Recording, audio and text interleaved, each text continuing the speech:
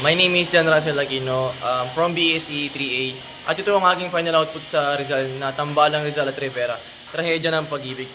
So, para sa akin, ang pag-iibigan ni Rizal at Leonor Rivera ay isang kwento na kwento ng pag-ibig na nagwakas dahil sa una-una is yung distance nila, pressure sa pamilya, pati yung limitasyon ng communication. Although malalim na yung kanilang pagmamahalan, hindi ito naitagumpay dahil sa mga panlabas na salik na hindi na nila hindi na nila ganap na control. So unang tanong is sino ang dapat sisihin sa nangyari? Para sa akin wala namang dapat isang tao na sisihin. Kasi yung pagkakasira ng relasyon nila ay dulot ng mga maraming reason, maraming salik. Una yung long distance relationship nila. Pangalawa yung impluwensya ng pamilya ni Leonor. At yung ikatlo is yung yung dedikasyon ni Rizal na para sa bayan. Pangalawang tanong is may dapat bang ginawa si Leonor Rivera?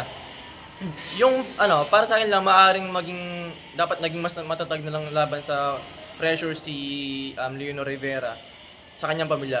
Pero I believe na sa ganung mga panahon, sa kulturang panahon yun, limitado lang yung kanyang kalayaan. Mas nagdedesisyon pa rin yung mga magulang ni Leonor kaysa sa kanya. Pangalo, ano ba dapat yung or may dapat bang ginawa si Jose Rizal? Siyempre para sa akin, dapat meron. Kasi dapat naglaan siya ng mas maraming oras sa pagkikipag-communicate kay At parang mas nagpapakita dapat siya ng dedikasyon niya kay Leonor. Hindi yung hindi lang yung layunin niya bilang isang makabayan, yung pinapriority niya. Dapat pinapakita niya rin yung dedikasyon niya kay Leonor. Pangapat is modelo ba ng isang romantikong relasyon ng kanilang kwento?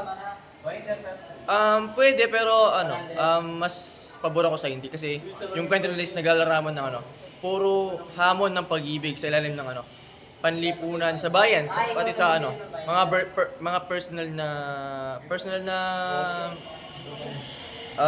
na problema sa buhay. Personal na problema. Sa halip na maging perfect mo halimbawa ng relasyon, mas para sa akin is parang more on tragedy yung mga nangyari. So yung pinaka-conclusion lang sa kina Leonor Rivera Rizal is nagpapakita siya ng hirap dulot ng yung long distance relationship, limitation nila sa panahong yon, pati yung yung mga panlabas na mga external factors gaya nung pagpigil ay pag-pressure ng magulang ni Leonor ng pamilya ni Leonor sa kanya. So yun lang, again, ito yung pinakahuling output ko para sa Rizal and maraming salamat.